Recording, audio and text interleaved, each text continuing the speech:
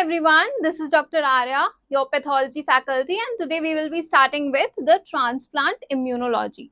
That is the very last topic of your immunity portion, and this signifies the end of your immunity chapter. Okay, so what is transplantation? I guess we all have read about transplantation in our 9th and 12th standard as well. And generally, all the people out there, if they are not even the medical student, they know what is transplantation, right? So transplantation is basically a process by which you can transfer the cells, tissue or the organs. You can transfer the cells, tissue or the organ from one person to another, right? From one person to another. What is the importance? It is basically a life-saving process in end-stage disease. Like if somebody is having a kidney failure and that too is a stage 5 chronic kidney failure, then what you can do? You can give a transplant to that person, right? So that's why it's a very life-saving and is useful in end organ failures, right? Now, what are the immunological challenges we face? The immunological challenge and the very important challenge that we face is the recipient immune system fails to receive the graft because it thinks that this graft is a foreign graft and it is not of ourselves, right? So that is the biggest problem that we face. Next we will be discussing about the types of transplants, right? The types of transplants that we have. Just a second. The types of transplant or the types of grafts. So what are the types of implants you have? The types of grafts that you have are basically of 4 types: autograft, isograft, allograft and the xenograft, right? 4 types. What are the 4 types? Autograft, isograft, allograft and xenograft. Okay. Now, auto. What does auto means? We have read about the autoimmunity also, and auto means cell, right? Auto means cell. So autograft is from same individual, Like when we do a graft in cases of burns, I'll show you with the help of a diagram. I'll draw a diagram for you all. See here. If this is the hand of a person, right, and here the person got burned. So what we will do now? We will take some graft from his legs. Okay, these are his legs, so don't confuse between the hands and the legs. These are his legs, and from here we will take a very small portion of the skin. We'll take a very small portion of the skin and then we will do it splitting, right? And after the splitting, we will transplant the graft over the burns. Okay. Next type of graft that we have is the isograft. What is iso? Iso means that is between the genetically identical individuals. That is between the genetically identical individuals, like the cases of monozygotic twins. Only the monozygotic twins, not the dizygotic twins. Now, what is allograft? Allograft means the graft between the genetically different individuals of the same species. Like if I'm suffering from kidney failure, then there's a person who decides to give me the kidney, right? So we are of same species, but I don't know that person, so we are different. That is what allograft is all about. Okay. Last you have is the xenograft. That is between the different species, like the pig heart valve in humans. That is a very recent case. So what happens is, if the human heart is not working properly and there is no donor who decides to give the heart because it's very costly, so there is no donor to give a heart. So what we decide? We decide that we will sacrifice a pig for that. We will take the heart from that pig and transplant the heart into the humans. Okay, so that's what xenograft is all about, and it's a very recent case or the news which I have also heard, right? Next we have is the major antigens in transplantation. What are the major antigens you have? First one that you have is the major histochemistry complex. And in the major histochemistry complex, you have the 2 types. What are the 2 types you have? You have the type 1 and you have the type 2 although the type class 1 and class 2. Okay, so they are included by the HLA, and we will learn about HLA in more details also. Okay, so they are basically present on the chromosome number 6p of 21, and they are highly polymorphic. They have a very polymorphic structure. Now, here I have given you a figure which basically shows the difference between MHC class 1 and MHC class 2. In the MHC class 1, what you are able to see is, you are able to see that it has alpha 1, alpha 2, alpha 3, and it has one more thing called as the beta 2 microglobulin.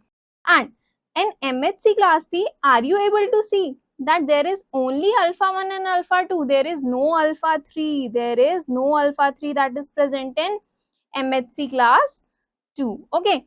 Now, this is basically a major difference which is there in them, right? This is basically a very major difference which is there between them. Next thing that I want you all to understand is about the minor histocompatibility antigens. What are they? They are basically present on the MHC molecules. Next, we have the ABO blood grouping antigens. They are expressed on the RBCs and the vascular endothelium. What happens is, if there is a mismatch of this blood group, then what will happen? There will be a hyperacute rejection that will be there in the body. Now, let's come to this table. This is very, very important. Okay, the star market, it is a very, very important and a very beautiful table, because I am going to give you certain mnemonics for this table so that you don't have to mug up, right? First, just look at the things that we are having in this table. First one, you have HLA-A3 is for the hemochromatosis. HLA-B8 is for the Graves' disease. HLA-B16 for the multiple sclerosis. B18 for the type 1 diabetes. B27 is for the ankylosing spondylitis, psoriatic arthritis, arthritis of the inflammatory bowel disease, and the reactive arthritis. Then you have the HLA-B37 for the lymphoid leukemia. See, don't worry, I will be giving you a mnemonic. Just wait patiently. Okay, just wait patiently. Then you have the HLA D category. DQ1, you have the narcolepsy. DQ2, celiac disease. DQ8, you have the celiac disease. DQ2 and 8, you both have the celiac disease. DR1, you have the myasthenia gravis. Then DR2, you have the multiple sclerosis. DR3, Addison's disease. DR4, type 1 diabetes mellitus. DR5, type 1 diabetes mellitus, Hashimoto thyroiditis. DR7 is for the steroid response of nephrotic syndrome. Now it's time for the mnemonics that we have, right? So the first mnemonic that you have is HLA-A3, right? So remember how you will write the heme na. This M, just turn it down like this, and this E, turn it like A. So remember, it is hemochromatosis. Okay, remember, it is hemochromatosis. Next, what you have is 8. So for 8, you have a mnemonic of don't be late at 8. Don't be late. That is sounding like 8. Don't be late at 8.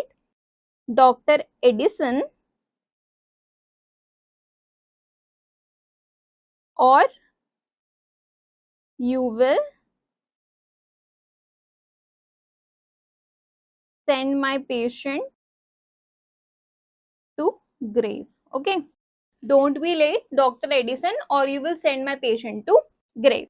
Right, now for the HLA-B27, you have, what are the mnemonics you have? You have the letter A, P, then you have A, I, and R. Oh, we have got a surgery. That is PAIR.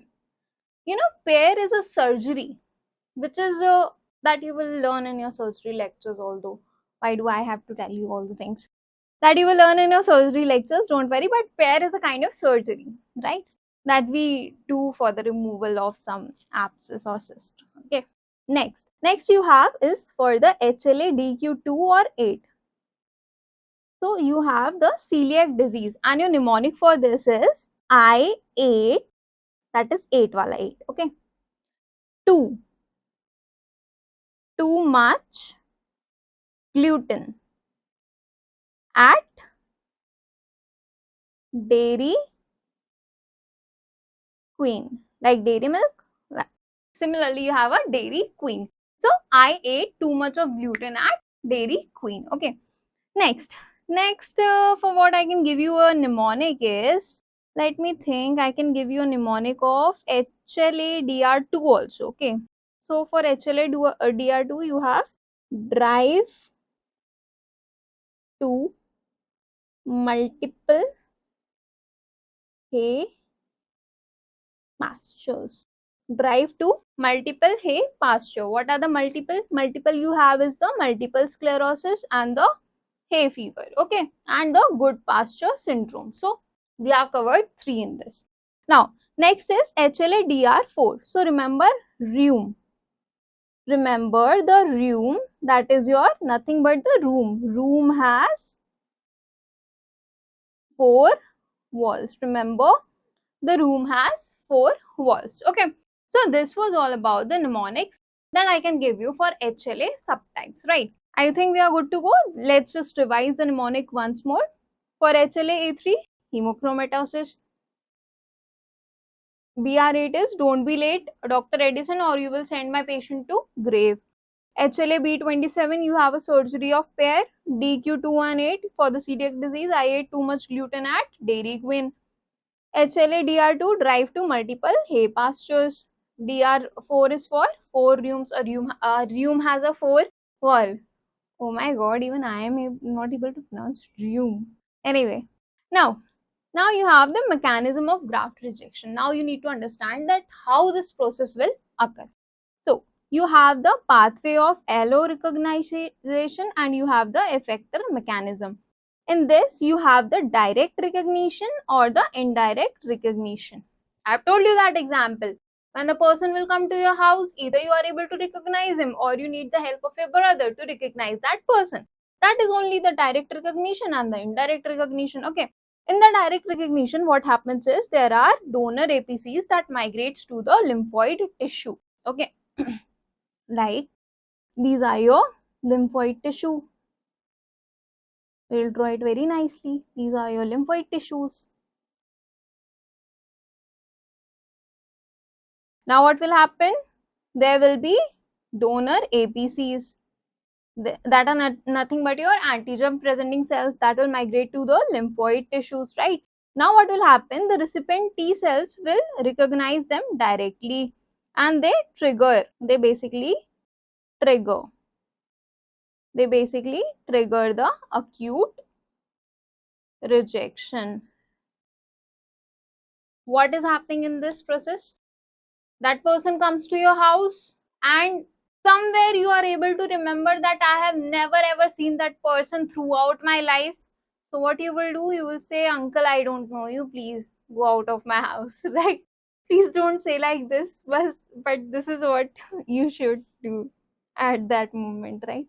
In the indirect recognition, you have the recipient APCs, that are the antigen presenting cells that phagocyte donors antigen.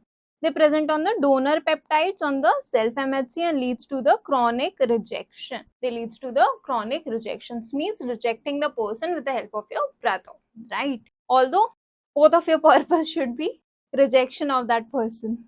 Next you have the effector mechanism. That are cell mediated and the humoral one, and I have already explained you in the previous lecture also about the cell mediated and the humoral mediated. So if you have not watched that lecture, please watch that lecture first, and then you will be able to understand more in detail, right?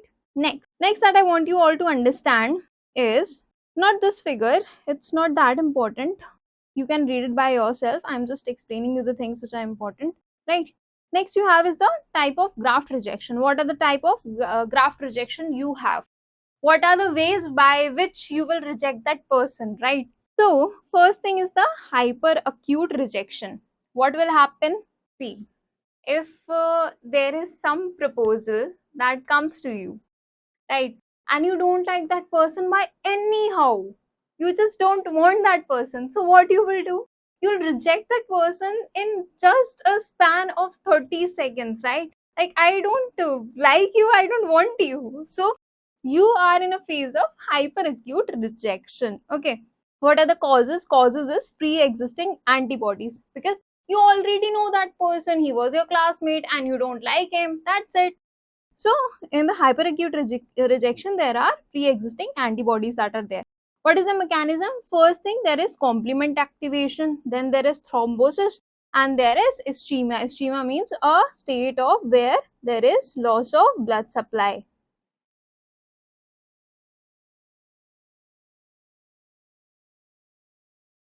So if there is a loss of blood supply to your heart for that person, how will you able to accept him even, right? Next, what happens is the graft turns cyanotic and flaccid. See, this is the graft that will turn cyanotic and flaccid, and this is the histo image of that hyperacute rejection.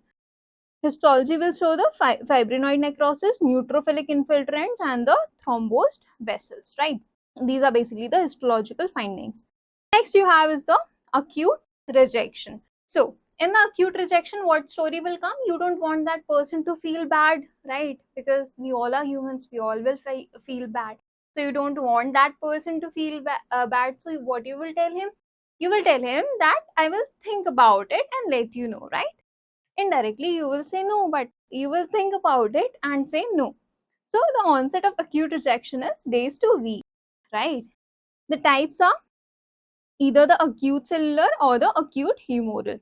In the acute cellular, you have the CD8 T cells that attack the parenchyma and the endothelium.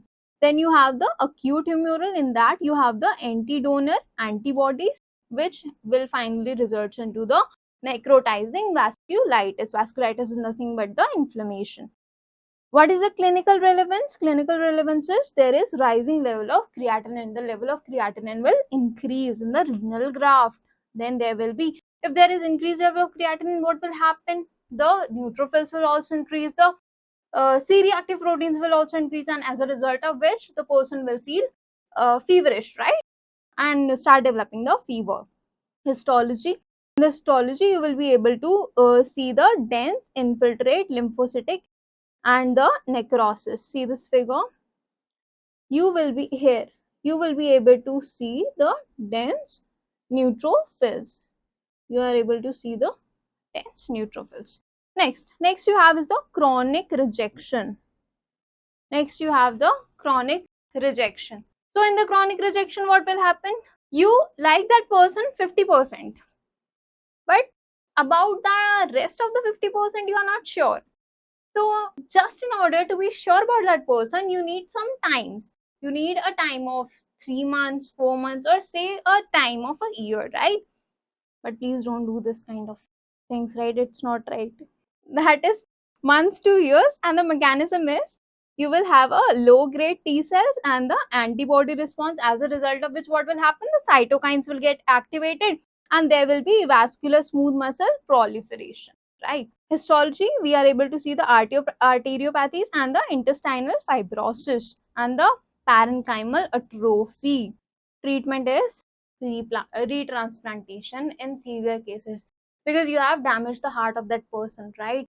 After spending a lot of time, after spending so many months with him, you are rejecting him. So that person now needs a rebound, he needs a retransplantation, right? So that's basically the thing.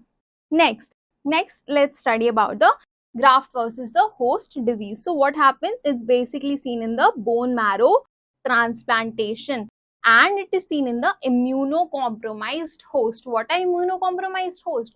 Immunocompromised hosts are the hosts in which the immunity level or the immunity system is very, very weak.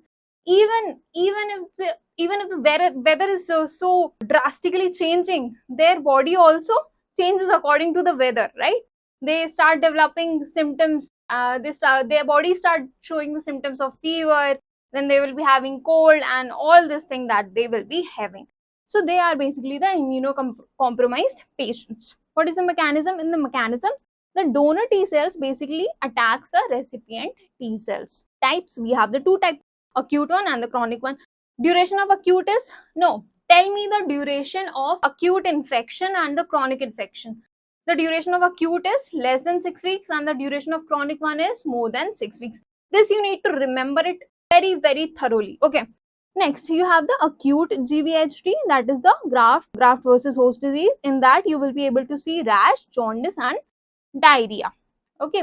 And in jaundice, the bilirubin level will be very high. If a person is having diarrhea, what is the treatment that you will give? You will ask him to drink obviously ORS. Yaar. Next you have is the chronic graft versus host disease. In that, the person's skin will have fibrosis of the skin, liver, and the lung will be involved. What are the laboratory investigations we will do? We will always do the CBC, that is for the ABO blood grouping. We will do the HLA typing because we will be able to see what type of HLA it is, and then they will be able to diagnose the disease that the person is having. Then you have the cross-match test. Then you have the panel reactivation antibody test, mixed lymphocyte reaction, and the flow cytometry and ELISA. Okay, these are basically the laboratory tests that we will do. Next, oh wow, we are done with this topic. Let's just revise the mnemonic and then I will give you certain MCQs to solve. Hemochromatosis. Don't be late, Dr. Edison, or you will send my patient to grave. B27 is for pair. Pair is a surgery. Good. DQ2 and 8 is for the celiac disease. I ate too much gluten at Dairy Queen. HLDR2 drive to multiple hay pastures, multiple sclerosis, hay fever, and good pasture. HLDR4 is a rheum has 4 walls. Okay. Wow, we are just so superb with this. This also, let's revise types of transplants that we have. Autograft for the self. Iso involves the genetically identical twins. Allo involves the not the genetically identical but of the same species, human to human. Xenograft, pig to humans. Okay, different species. Now we are good to go. We are now solving the MCQs. Okay, let's solve some MCQs. Only 3 MCQs today I have given you. First one, which type of graft graft is least likely to go rejection? Which type of graft is least likely to undergo rejection? Is it the allograft, xenograft, isograft, or the autograft? So which one is it? Obviously the autograft, because autograft is self, and we all know that autograft is less likely to go under the rejection. How can a body reject its own material until and unless a person is having certain kind of disease, right? Next, hyperacute rejection is mediated by. Hyperacute rejection is mediated by what? Hyperacute rejection is mediated by, is it the CD8 cytotoxic T cells, performed antibodies, CD4 T helper cells, or the NK cells?